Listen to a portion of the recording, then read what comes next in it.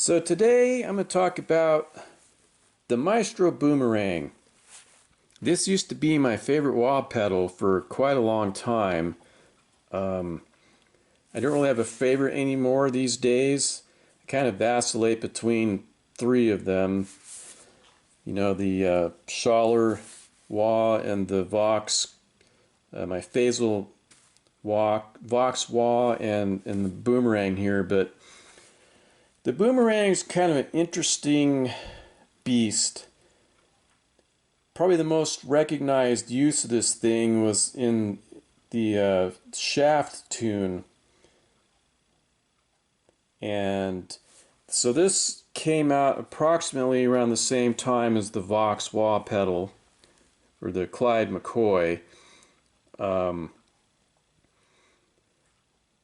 It's kind of hard to say who came up with the first one, but the Vox or the Crybaby circuit here actually was patented, and there was a patent by, I believe, a D'Armond company that actually predates this Clyde McCoy circuit, but it wasn't actually the wah circuit. Anyways, if you go look at the patent documents, you find some interesting stuff that just kind of leaves you with, you can't come to any conclusive decisions about who was first with what. But anyway, so to go into details here, as you can see, the Boomerang is just like this massive it's got a massive enclosure. I mean, if you look at the bottom, it's really evident. I mean, see how much bigger it is? Quite a big shell there. But so as you can see down here, it says Maestro sound system, model BG2. This was actually the second production run of the Maestro Boomerang wahs. The first one were the BG ones, and they had, instead of this orange Maestro Boomerang tag, it was black. Now, and that was a straight wah. Now, these were originally a wah volume pedal, and a man named Richard Mintz was hired to give this thing a volume pedal function. So I have two of these. One is in the original condition, and this one is it's been worked on quite a bit.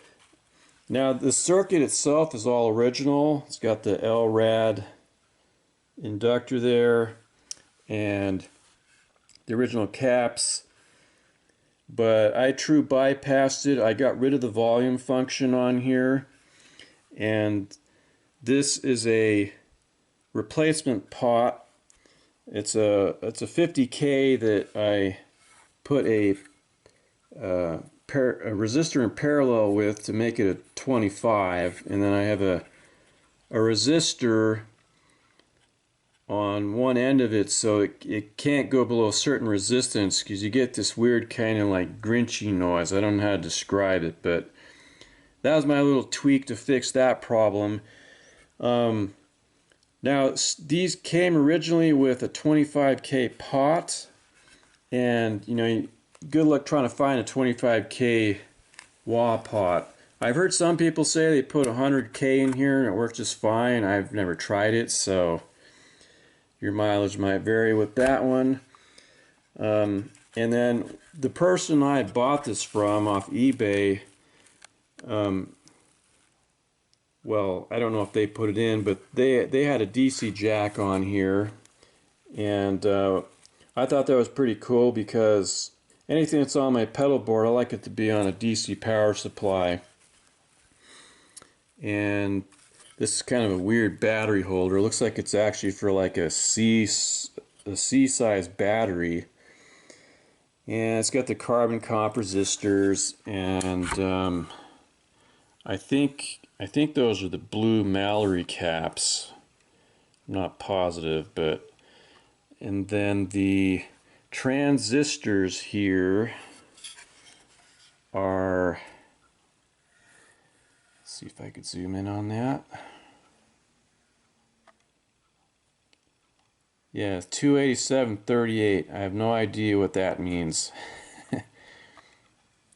Now, if you look at the schematics, compare this to the original BG1 to the Clyde McCoy, they don't look all that different. This has some minor differences. I'm not going to get the schematic out and point all that out. You can do a little search online, you'll see there's some discussions about all that stuff, but mainly I just kind of wanted to show just an overview of this thing. You know, it's this really big enclosure. One reason why I've never really put it on my pedal board. Oh, and this thing here, by the way, is 3 1.5 volt batteries that I soldered together and made into like a 9-volt battery. I don't remember what batteries these are, but I've had this battery in here since like 2007. Now, I haven't used this thing daily and all that, but these batteries, I mean, they're still powering this wah pedal after all that time. Now, one thing I wanted to point out too that's a little bit odd about this one is, you know, normally, like on the Vox here, you know, you plug your instrument in on the right side, the output's on the left, right? Not on the Boomerang, and this has bit me in the butt once actually, because I had stuck this on my pedal board and I couldn't figure out why it wasn't working. So I just unplugged this thing and bypassed it, and then when I got home I had a forehead slapping moment because I forgot the instrument goes in on the left on this one and goes out on the right side. Now I know it's clearly marked and all that, but you know, convention, every pedal I've seen, modern and most of the old ones, you know, it's input on the right and the output's on the left. Well, this one's the opposite, so yeah. The other thing that's kind of cool, I like better about the Boomerang is this arrangement for the rack here on this. This is really like a rack and pinion gear arrangement. But you know, the Crybabies have this little plastic, it's actually like a wire holder thing that puts, you know, keeps this rack in place so that it can't move. But I like this, you know, it's actually like a spring-loaded piece, and it's really simple. If you want to change how this pot rotates, you know, no screwdrivers, anything necessary. You just pull that thing back, rotate the pot where you want it, and you know, let the thing go, and you're done. So that's kind of a cool feature, I think. But geez, this enclosure is just so darn big. But you know, these have a pretty groovy vibe to them. I think they're very cool wah pedals. Around the time that I had my little MySpace write-up in a Guitar Player in 2007, I was like using this wah pedal a lot, and you know, for me this was the cat's meow. There was no other wah pedal for me, but I don't know, you know, our tastes change. We don't stay the same all the time.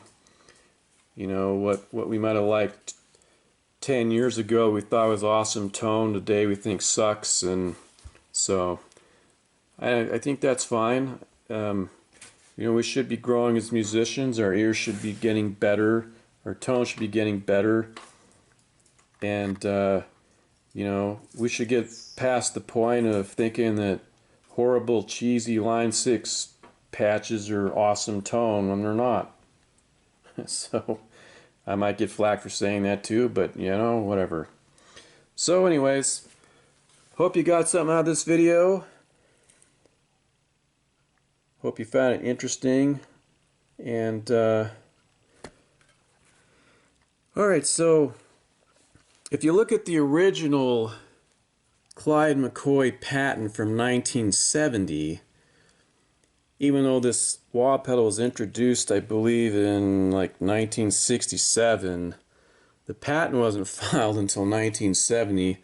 So that's kind of interesting. I mean, the Boomerang came out around the same time, and it wasn't patented. And I'm trying to remember. I thought that Maestro actually claimed that they were the first wah pedal on the market.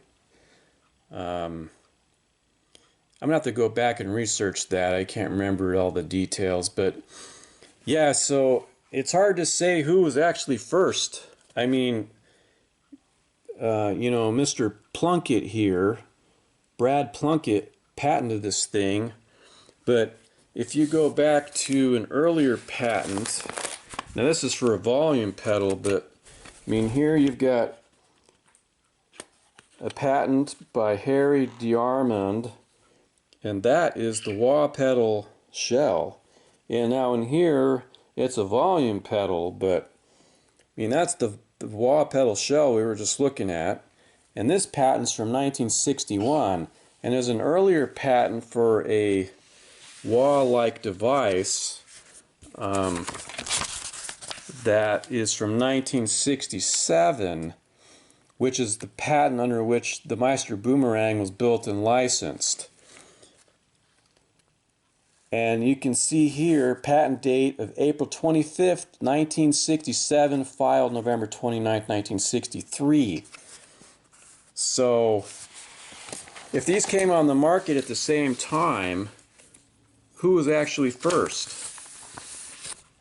Or who, you know, who's the rightful inventor, we'll say, of the wah pedal? I don't know. To me, it's not so clear cut, but that's what they would look like when they were new. They came with a little bag.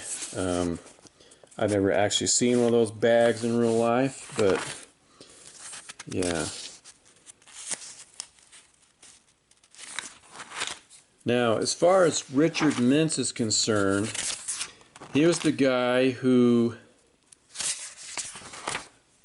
yeah, here's the layout I made that's following the original circuit board. I reproduced the original circuit board right there. And here is the BG2 schematic. And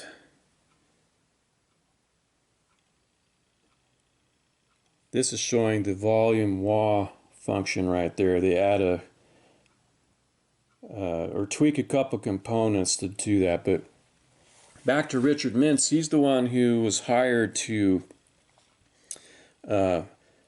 put the volume pedal function on here.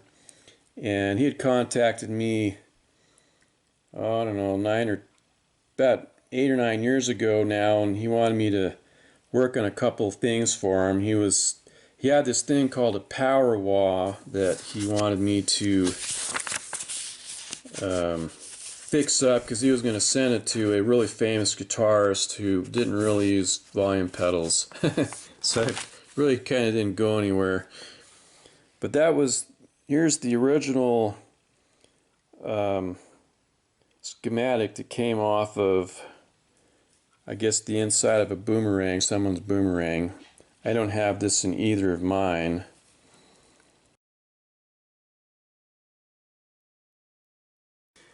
Yeah, that's intriguing to me. I mean, who really was first? Was it the Boomerang, or the Clyde McCoy, or did they come up with the same thing at the same time?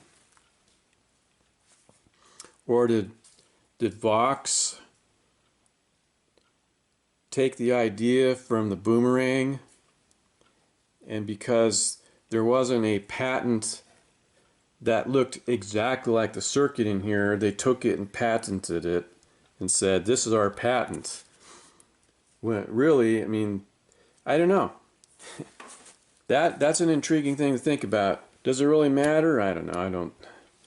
I guess not really, but yeah, I think about these things. I'm one of those guys that sits there and thinks about odd stuff like, I wonder which one really invented this thing first. So anyways, yeah, pretty cool pedal though.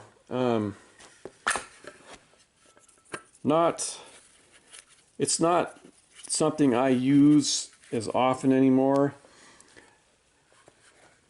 And one reason is that this seems to favor, it's a little darker sounding than the Vox. So the Boomerang seems to favor like a Fender amp and a pretty bright guitar, like when I was playing my Parker Fly a lot. You know, this worked. If I was to play my Parker Fly into this Vox, into a Fender amp, this would be like an ice pick in my forehead. Yeah, I would not be able to stand playing this. But you know, with a dark guitar tone into like a Marshall-y kind of amp that's got a darker sound, this thing sounds great. So it just depends on the context, really, for me, which one I will prefer. I like for my recording and my headphone setup, this thing works really great with my Marshall speaker cabinet simulator. But in the real world, into a Fender amp with a Strat, this thing is just way too harsh for me. So, you know, I would prefer to use the Boomerang or the Charleroi, which is a little more subtle, but not so harsh, you know. So, anyways, yeah, if the size of this thing doesn't throw you off, and the oddness of the input and output jacks, you know, you might want to give this a try.